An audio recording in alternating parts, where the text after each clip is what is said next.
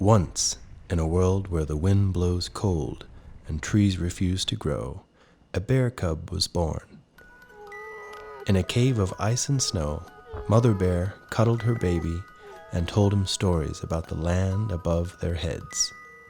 "Soon it will be the time of melting snow, and I will take you up to the place where the sky touches the sea," she growled sweetly. The dark months passed slowly, but the time of the frozen wind finally ended, and Mother Bear dug their way to the surface of the earth. Snowbear grew big and strong in the land where the ice grows. By the end of his second year, his mother had taught him to sniff the air, hunt for food, ride the ice floes, and swim in the deep, icy water. But one day, as Snowbear made a spectacular belly flop into the sea, he heard something very strange. It thundered louder than the icebergs crashing. It cheeped and peeped as if 1,000 tiny birds were crying, "Feed me, feed me, feed me." It burbled like a fish and squeaked and clicked louder than Snowbear's father's teeth. It flowed up his nose and into his head, tickling his ears and making his heart sing. "I feel bigger than a bear," Snowbear happily shouted to his mother.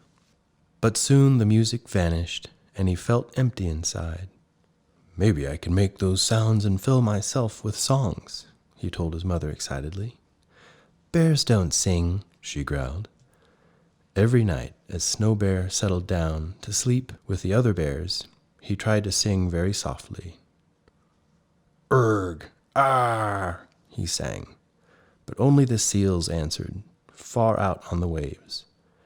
Snowbear looked up into the night sky.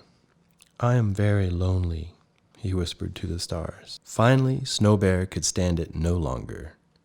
He gathered up all of his courage, said goodbye to his mother and the company of bears, and went in search of the songs he loved to hear and the mysterious music maker. That very day, Snowbear found a breathing hole made by the ribbon seals.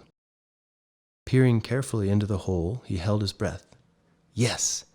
Far, far away, he could hear the strains of melody moving through the water. Quietly, he slipped his great paw under the surface.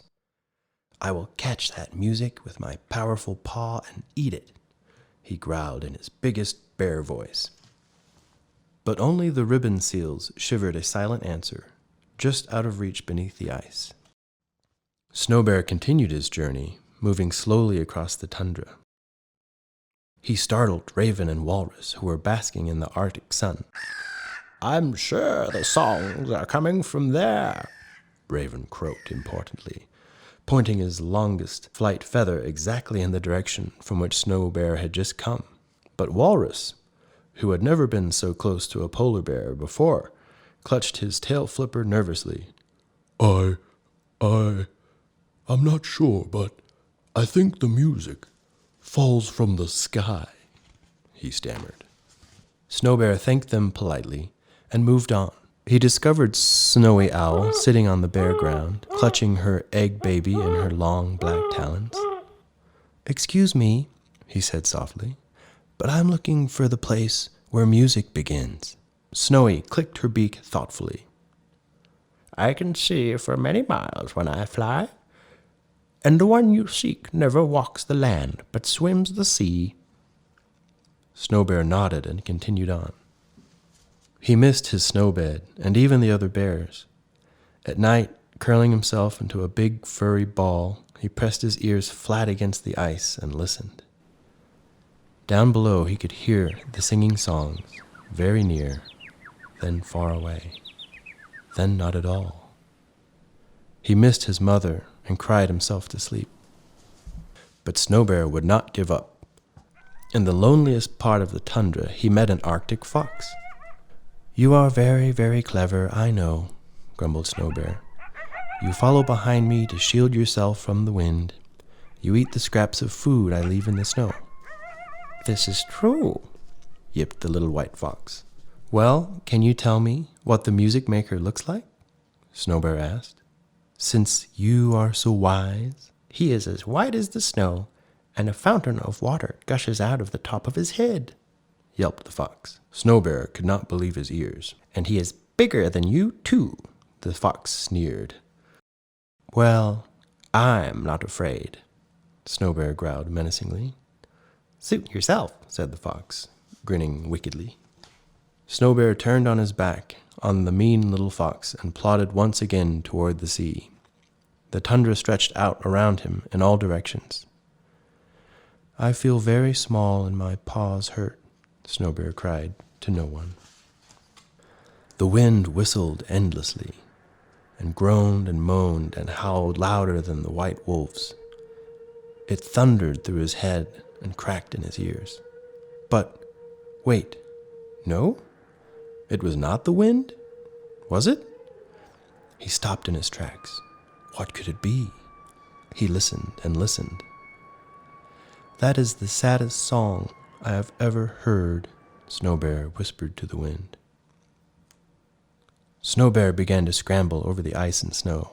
His ears ached from listening. He was sure the unhappy sounds were very near. At last, in the distance, he saw something struggling. As he grew nearer, he saw a creature bigger than any fish, bigger than himself, trapped among the ice floes. With his quivering chin resting against the ice, the great whale sang out his sorry songs. Big tears streamed down his face. Snowbear rushed closer. You are the music maker," he cried in a trembling voice. "At last I have found you." "Well, I'm not spy-hopping happy now," sobbed the whale. Snowbear crept to the edge of the thin ice. "It is true," sighed the whale. "I am the magic maker of music, and my name is Ooga Beluga. My family tried for days to free me, but finally had to give up." The whale began to sink slowly and forever beneath the sea. "I will save you," cried Snowbear. "But you must teach me how to sing." "There will be no more songs from me if I can't get free," Ooga sang soulfully. "Give me your tail," Snowbear commanded bravely in his biggest bear voice. "My tail?" asked Ooga pitifully. With a great splash, Ooga Beluga raised his magnificent flukes out of the pool. Snowbear began to pull on the whale's tail with all his strength. Crack! Creak! The ice shook and crumbled beneath their weight. "You must fly," Snowbear growled desperately. But whales can't fly." He landed in a quivering heap. Snowbear began to drag Ooga Beluga over the bumpy ice. "If I can fly, then you can sing," the whale gulped. When they reached the edge of the ice floes, Snowbear heaved Ooga into the deep ocean. Ooga spouted water out through his blowhole, covering Snowbear in a shower of gratitude. For many days, Ooga Beluga and Snowbear rested. They floated lazily among the icebergs. Ooga wanted to know all about the land that touches the sea, and Snowbear wanted to know all about the sea that touches the land. "We are born in the ocean," Ooga explained. "and our mothers sing us this song." Snowbear listened dreamily as Ooga sang the ancient whale baby lullaby. "Go to sleep in the deep. Sound shadows click and beep. Up and down the ocean swells, rocking baby beluga whales." "Follow the sounds, Snowbear," Ooga crooned.